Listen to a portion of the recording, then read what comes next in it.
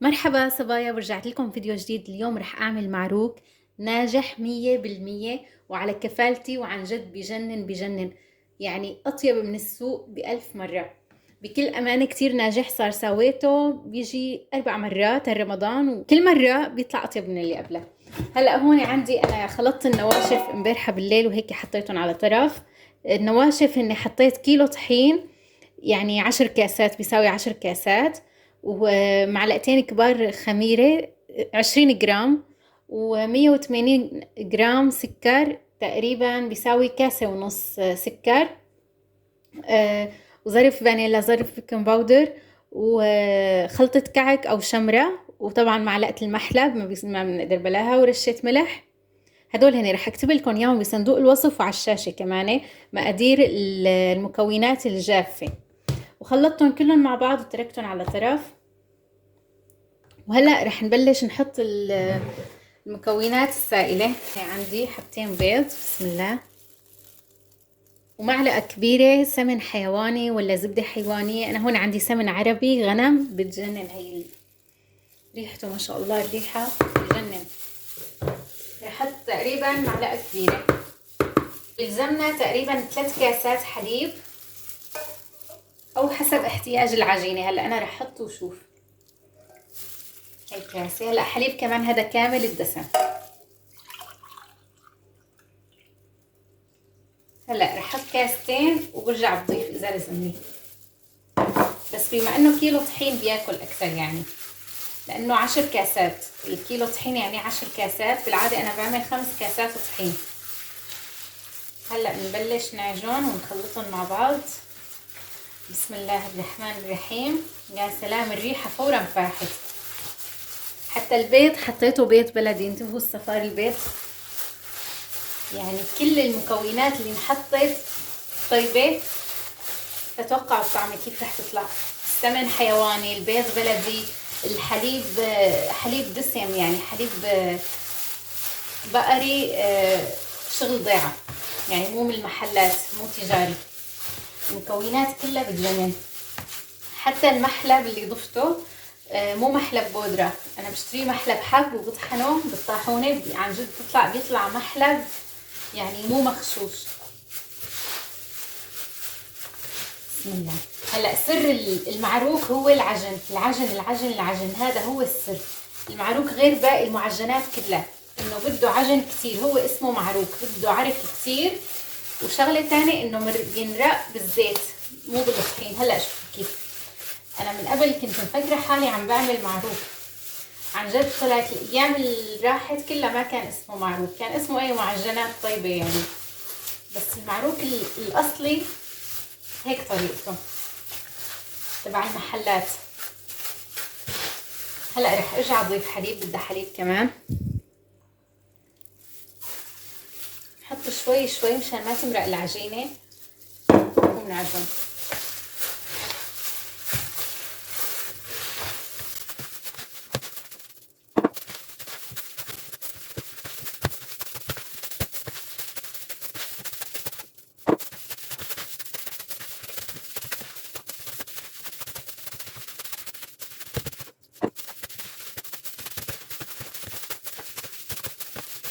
هلا بعد ما عجنته وصارت تقريبا ما كتير بتلزق العجينه، هلا بنجي لمرحله التنعيم. نحط شويه زيت، طبعا البلاطه عندي نظيفه. بسم الله.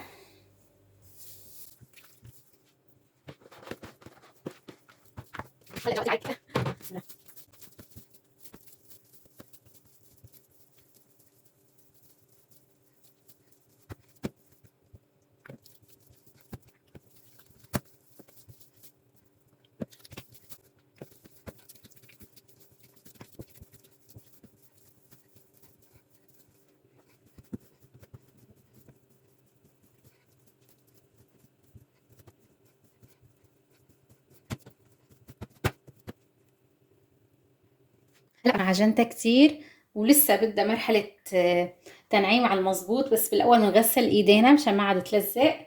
هلا هي بطلت تلزق على كتر العجن. وبنحط الزيت. هلا رح ننعمها بالزيت، يعني هلا انا عم حط زيت شوي شوي.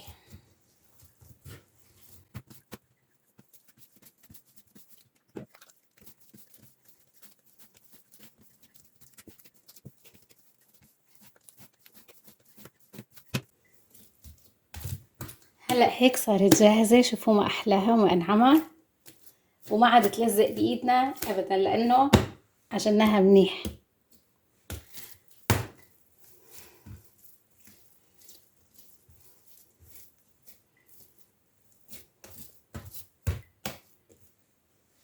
هلا رح اقطعها قبل ما تتخمر، يعني بخمرها هي ومقطعة. رح اخذ مثلا، هلا بنحاول على حسب القرص اللي بدنا اياه، حسب القطعة اللي بدنا اياها. مثلا انا حابة كتير انه احطهم بهدول العلب. بدي اعملهم هيك على شكل مستطيل. مثلا عندي هي القطعة طبعا بعد ما تنفش، يعني هيك بحسب حساب انه رح تتعبى فهمتوا علي؟ يعني نسبة وتناسب، هيك تقدير. مثلا هاي 250 جرام، او خليها اكتر لحتى تكفي. رح احطها 300 جرام.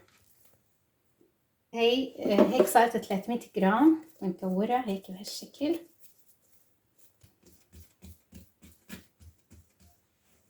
زيت الصينية،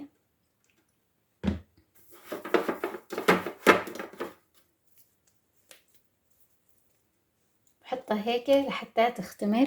هلا رح سوي باقي القطع بنفس الحجم 300 جرام لحتى يطلع كل شي يعني مرتب هيك، يطلعوا قد بعض.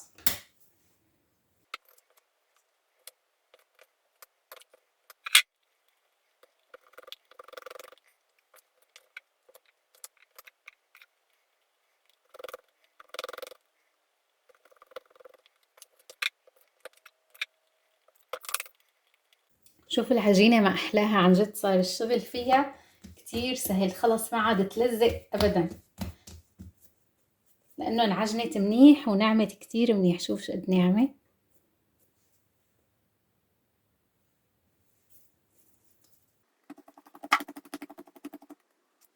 هلا هدول القطع طلعوا عندي 6 قطع. بغطيهم لحتى يرتاحوا ويتخمروا.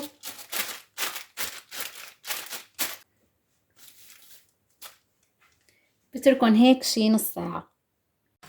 هلا رح احضر حشوة التمر. هون عندي تمر عم شيل القلب منه، وبعدين رح اعجنه.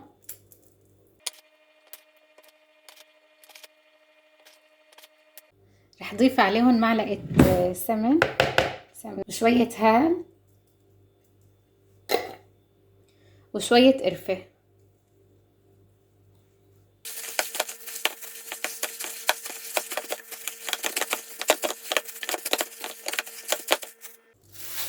وهلأ هيك صارت جاهزة. بحطها شوي بالبراد لحتى تتماسك أكتر. هلأ هون عندي شوكولا دهن عادية. بس شوفوا شلون هيك بتعذب لأنه كتير دايبة. رح احط لها شوية مي لحتى تتماسك وبتصير معنا مثل العجينة، بنصير نتحكم فيها كيف ما بدنا. هلأ شوفوا بس هيك شوية مي ونحرك.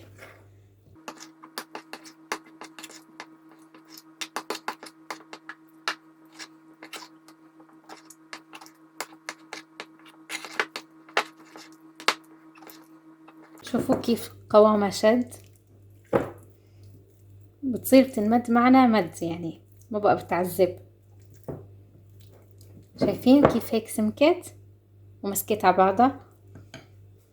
هلا رح اجهز حشوة الجبنة للمعروك بجبنة. عندي قطعة هي الجبنة قليلة الملح. هلا هي مو خالية من الملح، فيها شوية ملوحة بس ما بيأثر، يعني انه يكون في شوية ملح بالجبنة مع المعروك ما بيأثر.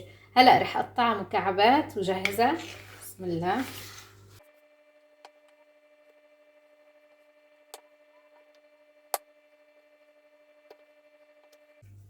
هلا اختمروا وريحوا. شوفوا كيف نفشوا. رح نبلش شغل فيهم. المعروك ما بينرق بالطحين، بينرق بالزيت، يعني ما بنحط طحين ابدا نحن عم نشتغل فيه. هلا رح اخذ اول قطعة. بسم الله. رح اخذ اول وحدة حطيتها اللي هي هاي.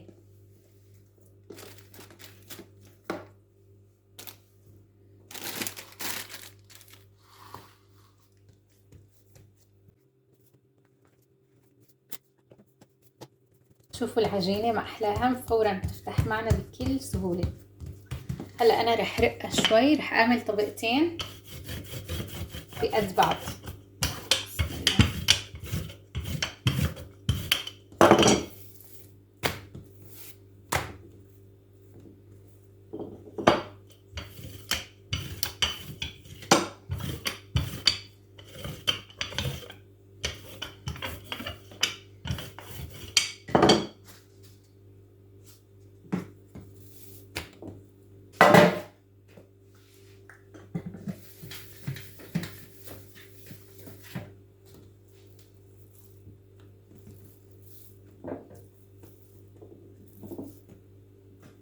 بدي اياها بمقاس هاي رائحة الشوكولا.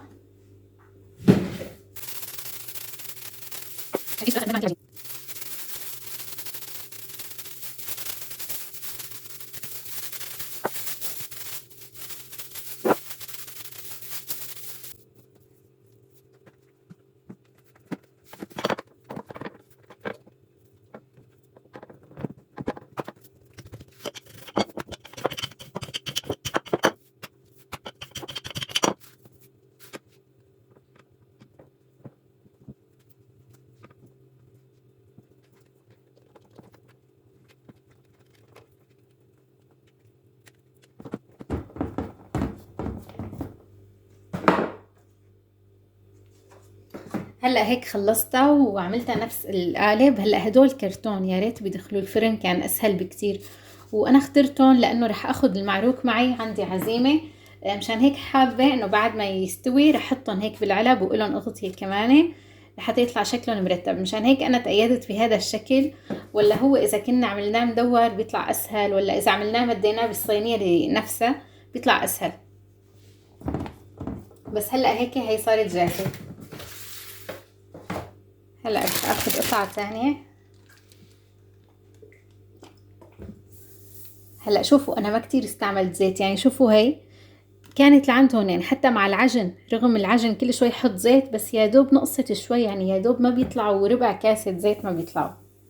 خدت تاني قطعة حطيتها، يعني بنبلش من الاول للاخير، بتكون هي ريحت يعني قبل هدوليك. هلا رح اقسمها كمان لنصين. بسم الله.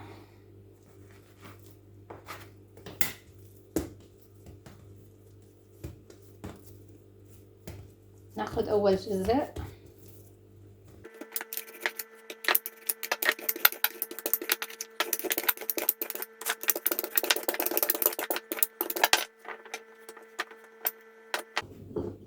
هلا رح احشي تمر.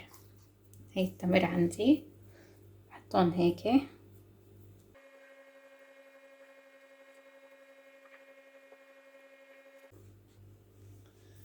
هلا رح سكر عليها الاطراف، بس بشد وبسكر، يعني بنشد بنحاول يكون مشدودة وما تكون هيك يدخلها هوا ولا تفصل، تكون متماسكة مع العجينة.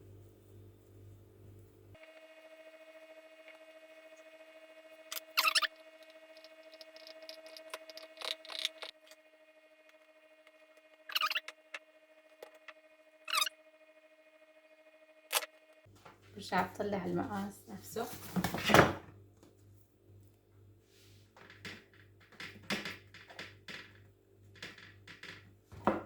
هلا رح سوي وحدة تانية وحطها جنبها، هيك تنتين تمر، يعني رح تكون بالعلبة هيك وحدة سادة ووحدة تنتين. فهمتوا علي كيف؟ هلا شوفوا بالاخير.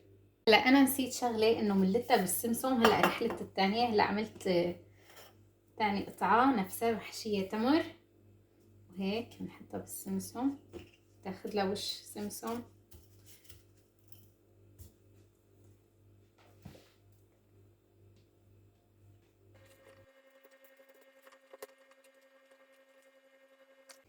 هلا رح احطها بالفرن لتتخمر طبعا، لبين ما اعمل الباقي، وغطيها ما لازم تبقى مكشوفة.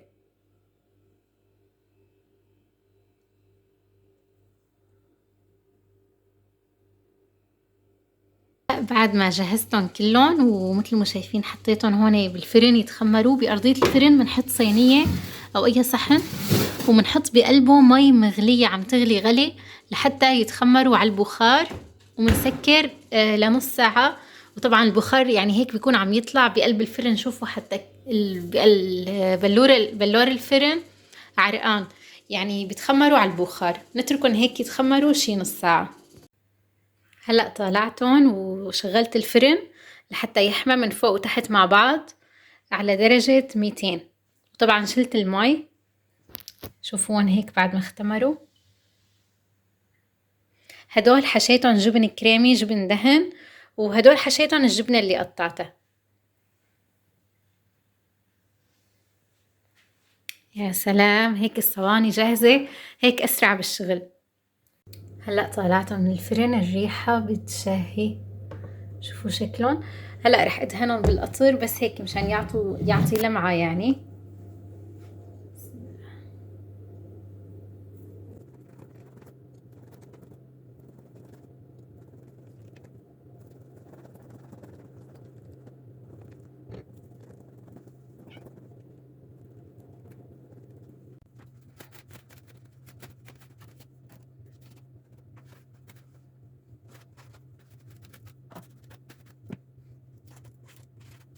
شوفوا كيف طلعوا معي على قدها تمام.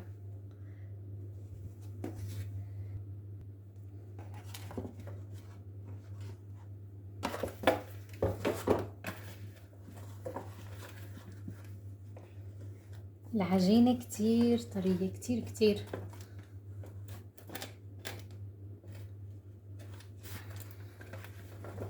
شوفوا قفاها، بسم الله.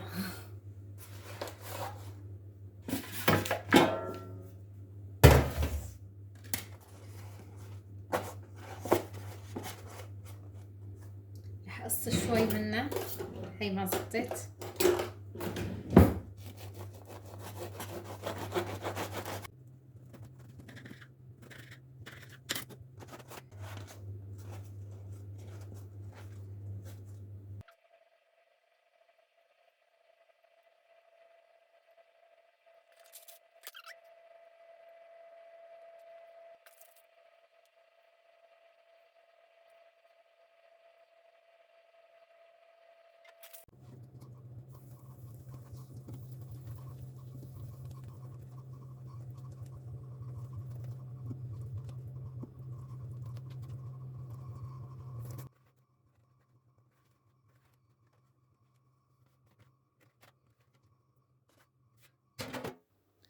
وهيك صاروا المعروكات جاهزين. عن جد بجنن بجنن، كتير ناجح، 100% ناجحين. امشوا بالطريقة بالتفصيل مثل ما عملتن. وللأمانة أنا أخذت الوصفة من الإنترنت، من عند الشيف بلال عمر، هيك اسم قناته كانت. والله يجزيه الخير يا رب، يعني حاطط الطريقة بالتفصيل بكل أسرارها. وبالفعل يعني هذا نفسه المعروك الأصلي اللي بالسوق، بس طبعا اللي بالمحلات المعروك الأنواع الفاخر، يعني مو الحي الله. النكهة كتير كتير طيبة، العجينة طعمة، العجينة الطراوة الطعمة، يعني كل مين دقه قال لي بالفعل كتير طيب. تقصدت انه طول الطريقة ونزل فيديو. هلا هو طويل الفيديو صار، بس قلت بدي نزل بالتفصيل بكل المراحل، لانه شفتوا يعني هو المعروك صاير شغله هيك على مراحل التخمير والحشي وهيك، يعني لحتى نوصل لهي النتيجة الحلوة. والحمد لله طلع المقاسات مثل ما بدي. انا رح اخذ 3 صفات معي على العزيمة، وتركت الباقي للولاد لانه انا جاي هون لحالي معزومة، ما جبت معي ولادي يعني. هون معزومة عند رفيقتي، الله يعطيها العافية. شوفوا على هالسفرة، بتشهي عن جد. كان الأكل كتير كتير طيب، يسلم إيديها. السفرة بتشهي، والأخص صايمين، يعني المنظر غير شكل. هيك تروحوا تلاقوا الأكلات جاهزة على الطاولة.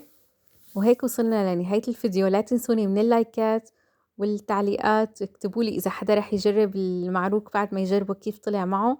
لا تنسوا ترجعوا للفيديو وتكتبوا لي كيف طلع معكم المعروك. سلام.